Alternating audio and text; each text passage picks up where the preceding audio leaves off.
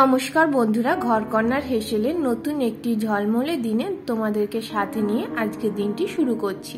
এখন ঘড়িতে বাজে সকাল 6:30টার মতো। এখন আমি সকালবেলায় ব্যালকনির দরজাটা খুলে দিলাম, আর বাইরের থেকে কি সুন্দর ঠান্ডা ঠান্ডা হাওয়া দিচ্ছে। তো ব্যালকনিতে দাঁড়িয়ে থাকতে বেশ খানিকক্ষণ খুব ভালো লাগছিল, কিন্তু বেশিক্ষণ তো আর ব্যালকনিতে দাঁড়িয়ে থাকা যাবে না, ঘরের কাজকর্ম শুরু করতে হবে। তো এরপরে আমি চলে এসেছি ঘরটা ঝাঁট দেওয়ার জন্য, কারণ সকালবেলায় উঠে বাসি ঘরটা ঝাঁট না দিলে ঘরের মধ্যে অনেক নোংরা থাকে, আর সেটা সংসারের জন্য ভালো নয়। তো সেই জন্য আমি সকালবেলা উঠে আগে বাসি ঘরটা ঝাঁট দিয়ে নিচ্ছি।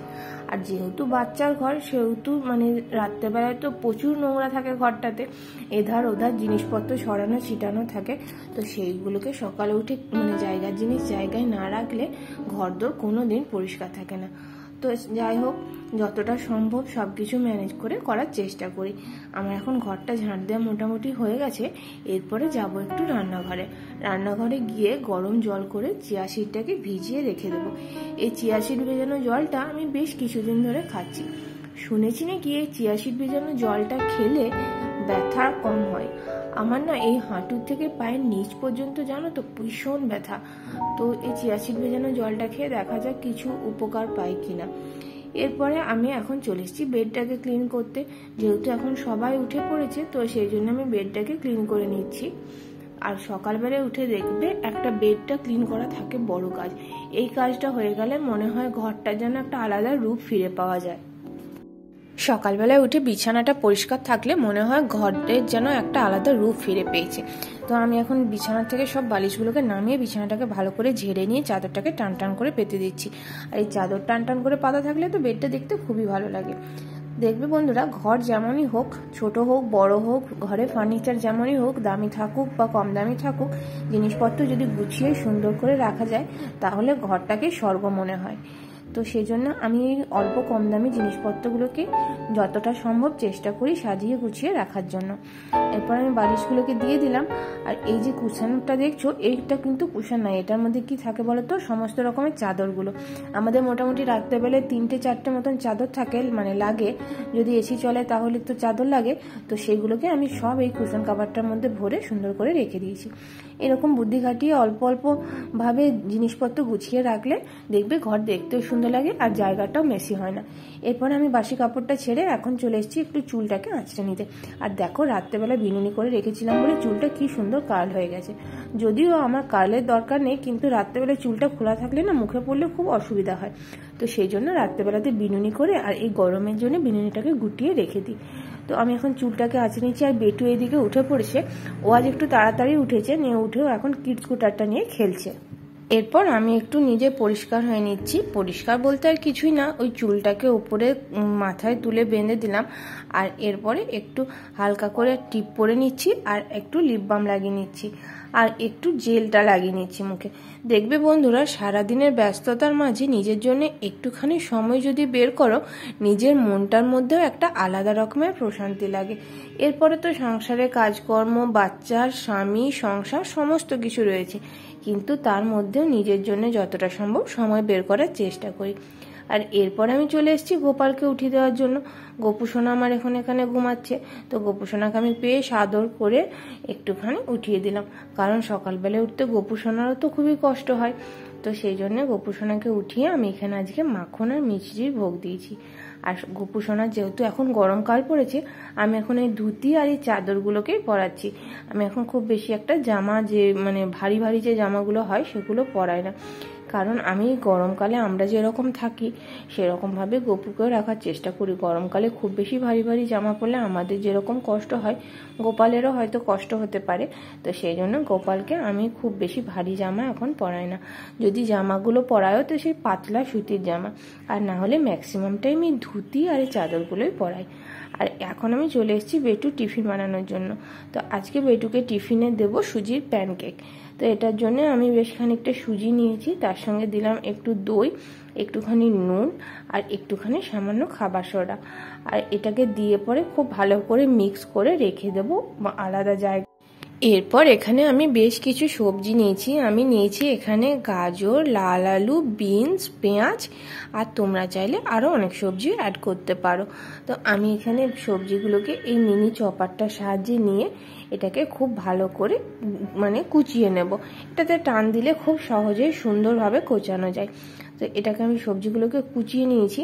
এরপরে ওই যে সুজির মিশ্রণটা রেখেছিলাম সেই সুজির মিশ্রণটাকে মধ্যে এই সবজিগুলোকে দিয়ে দেব।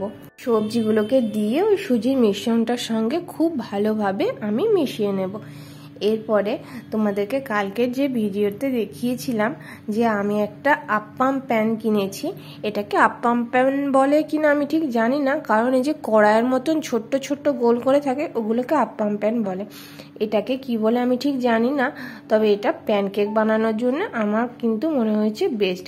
তোমরা যদি এটার নাম জেনে থাকো অবশ্যই কমেন্ট করে জানাবে। তো আমি ওই প্যানটার মধ্যে একটু সামান্য বাটা দিয়ে দিচ্ছি। চারটে ঘর আছে, চারটে ঘরের মধ্যে। এরপরে বাটারটাকে একটু ভালো করে মিক্স করে নিচ্ছি যাতে সব জায়গার মধ্যে বাটারটা ছড়িয়ে যায়। এরপরে একটা ছোট্ট মতন ডাবু নিয়েছি, সেই ডাবুটার সাহায্যে ওই প্যানটা চারটের মধ্যে দিয়ে দিলাম। তো এটা খেতে জানো তো বন্ধুরা খুব সুন্দর হয়েছিল। আমি এটা ফার্স্ট টাইম বানালাম, এর আগে কোনোদিনও বানাইনি। আমি এটা মানে ওটস দিয়ে বানিয়েছি, বা প্যানকেক আমি অনেক রকমভাবেই বানিয়েছি, কিন্তু সুজি দিয়ে প্যানকেকটাই ফার্স্ট টাইম বানালাম। আমার একটা পিঠ হয়ে গেছে।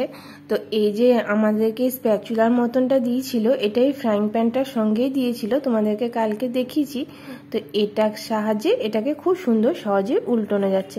তাছাড়া না খুন্তি দিয়ে খুব সহজে উল্টানো যাচ্ছে না, কারণ যেহেতু ঘরগুলো তো বেশ ছোট ছোট, সেই জন্য খুন্তিটা খুব ভালোভাবে ওটার মধ্যে অ্যাডজাস্ট হচ্ছে না, ওই জন্যই ওটা দিয়েছি। এরপরে বেটু এখন রেডি হয়ে গেছে স্কুলের জন্য। তো বেটুকে স্কুলে ছেড়ে এসে পরে আমি এখানে ঠাকুর ঘরের সমস্ত কাজ করে নিয়েছি। ঠাকুরের বাসন ধোয়া, ঠাকুরের জামা কাপড় ধোয়া সমস্তটাই করে নিয়েছি। এরপরে বেশ কিছু জামা কাপড় আমি এখানে ভিজিয়ে রেখেছিলাম। আমি না মানে পিউকে সব জামা কাপড় দিই না, কারণ যেগুলো অতিরিক্ত নোংরা হয়ে যায় সেই জামা কাপড়গুলো আমি খাবার সোডা নুন দিয়ে পরে রাত্রেবেলাতে ভিজিয়ে রেখে দিই। তাহলে দেখবে খুব সুন্দরভাবে পরিষ্কার হয়ে যায়। তারপরে সকালে ওয়াশিং মেশিনে দিলে এত সুন্দর পরিষ্কার হয় না, কি বলবো তোমাদের। তো তোমরা এই ট্রিক্সটা ফলো করতে পারো। আমি এই ট্রিক্সটা ফলো করছি বেশ কিছুদিন থেকে। যেগুলো তেল চিটচিটে জামা কাপড় হয়, যেরকম গামছা বা অনেক সময় চাদরগুলো দেখবে অনেক দিন চেঞ্জ না করা হলে চাদর মানে যে ডিভানগুলো থাকে যেগুলোতে সচরাচর শোয়া হয় না, সেগুলো তো আমরা খুব বেশি চেঞ্জ করি না। তো সেইগুলো চেঞ্জ না করা হলে দেখবে একটু তেল চিটচিটে ভাব হয়ে যায়।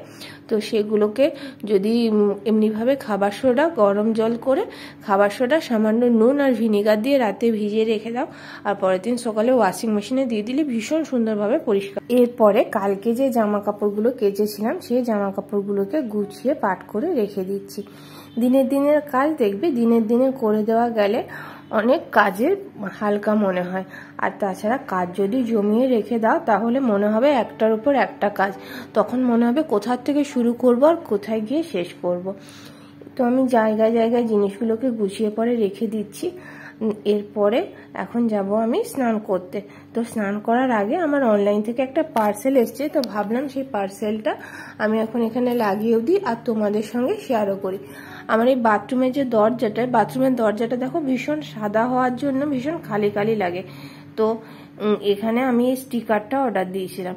তো কেমন হয়েছে স্টিকারটা তোমরা অবশ্যই কমেন্ট করে জানাবে। স্টিকারটাকে আমি লাগিয়ে দিয়েছি, আর জানো তো স্টিকারটা লাগাতে গিয়ে কি অবস্থা, অনেক কষ্টে স্টিকারটাকে লাগিয়েছি।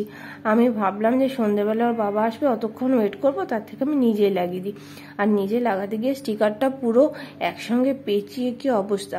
তো যাই হোক, এরপরে আমি পুজো দিয়ে নিচ্ছি। এখন আমি গপুকে স্নান করে দিচ্ছি। আর সকালে উঠে না আমি গপুকে স্নান করাই না, সকালে উঠে গপুকে আমি গোলাপ জল দিয়ে পরিষ্কার করিয়ে তারপরে আমি গপুকে এই মানে যখন সেকেন্ড টাইম পুজো দিই গপুকে টোটাল 3 বার ভোগ দিই।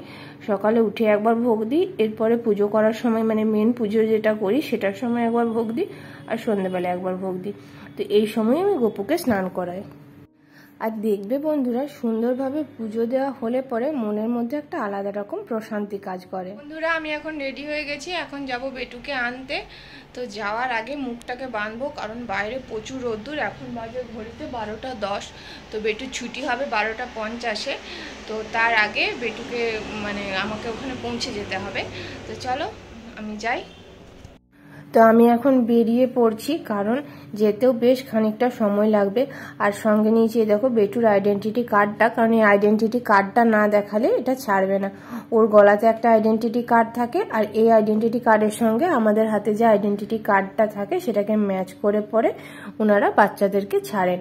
আর এরপরে তোমাদের সঙ্গে দেখা হচ্ছে বিকেলবেলায়। এখন আমি চা খাচ্ছি আর বেটুকে একটু প্রো হ্যান্ডস খাইয়ে দিচ্ছি।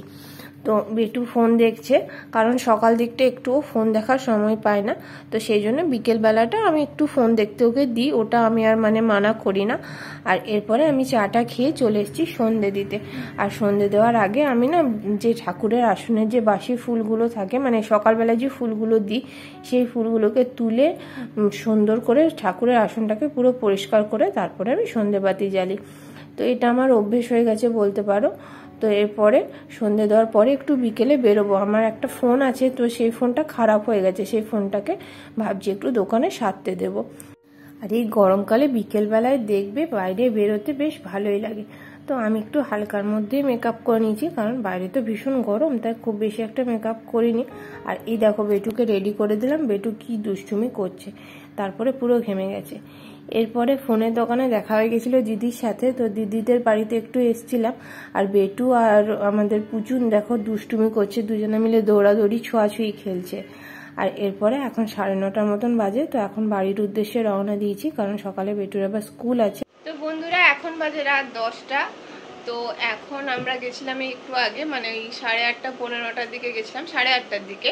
আমার ওই আরেকটা ফোন আছে, তো সেই ফোনটা আমি ব্যবহার করতাম, তো সেই ফোনটা আমার খারাপ হয়ে গেছে, তো সেটা দেওয়ার জন্য। তো সেখান থেকে দিদিদের সঙ্গে দেখা হলো, দিদির সঙ্গে, দিদি ইউটিউব পথে আসছিল। তো ও বললো যে চো তাহলে একটু আমাদের ঘরে ঘুরে আসি। ওদের ঘরে কতগুলো জামা কাপড় রাখা ছিল, পয়লা বৈশাখের সময় দিয়েছিল, যেহেতু আমরা ছিলাম না পয়লা বৈশাখে, তো সেই জন্যে জামা কাপড়গুলো নেওয়া হয়নি। তো চলো তোমাদেরকে দেখাই কি কি জামা কাপড় দিয়েছে। এইখানে প্রথমেই দিদি দিয়েছে এই বেটুকে একটা সিপার কাপ, আর আমাকে দিয়েছে একটা শাড়ি। আর এই কাপটা দেখো, এই কাপটার মধ্যে দুধ খেতে খুবই ভালো। আর এখানে বেটুকে দিয়েছি 2 সেট জামা, এক সেট দিয়েছে আমার পিসি আর এক সেট দিয়েছে দিদি। তো পিসি যেহেতু আসতে পারেনি, দিদির হাতে দিয়ে দিয়েছিল। আর আমাকে দিয়েছে একটা কুর্তি, এটা দিদি দিয়েছি। আর এই জামাটা দিয়েছে নাইটিটা দিয়েছে পিসি। সিপার কাপটা ব্যবহার করে বাবু, তোমার সিপার কাপটা খুলে দেখাও তো কিভাবে সিপার কাপটা ব্যবহার করে। আমার এই কাপটা, হ্যাঁ, এটা কে দিয়েছে তোমাকে? কে দিয়েছে এটা?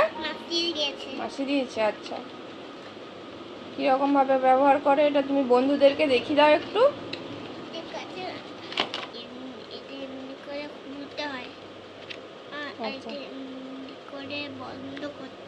আচ্ছা, বাহ, খুব সুন্দর।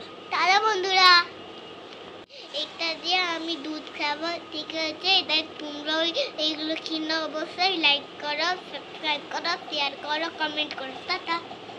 চলো বন্ধুরা, আজকে ভিডিওটা এখানেই শেষ করছি। আশা করছি ভিডিওটা তোমাদের ভালো লেগেছে। ভিডিওটা ভালো লাগলে অবশ্যই চ্যানেলটাকে লাইক, শেয়ার, কমেন্ট করে সাবস্ক্রাইব করে পাশে থাকবে। আজকের মতন সকলকে tata, bye bye, good night.